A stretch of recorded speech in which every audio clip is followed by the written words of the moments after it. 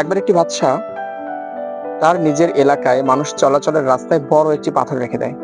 ওই রাস্তা দিয়ে এরপরে যখন বিভিন্ন ধরনের মানুষ যাতায়াত করছিল, ঠিক সেই মুহূর্তে তারা প্রত্যেকেই বলে যাচ্ছিল, ছি, এরকম একটা মূর্খের মতো কাজ কে করেছে? এখন তো প্রতিটি মানুষের যাতায়াতে অনেক কষ্ট হবে। এই কাজটা কে করলো? সে নিশ্চয়ই একটা মূর্খ গাধা। কিন্তু কোনো মানুষই এ কথা ভাবছিল না যে এই পাথরটা আমি সরিয়ে ফেলি, তাহলে মানুষের যাতায়াত সুন্দরভাবে করতে পারবে।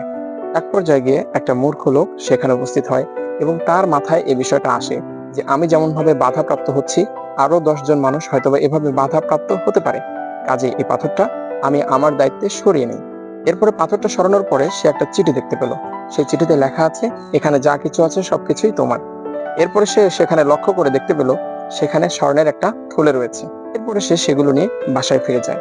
প্রিয় বন্ধুরা, এই যে ছোট্ট একটা গল্প, এখান থেকে আপনারা অবশ্যই কিছু শিক্ষা করতে পেরেছেন।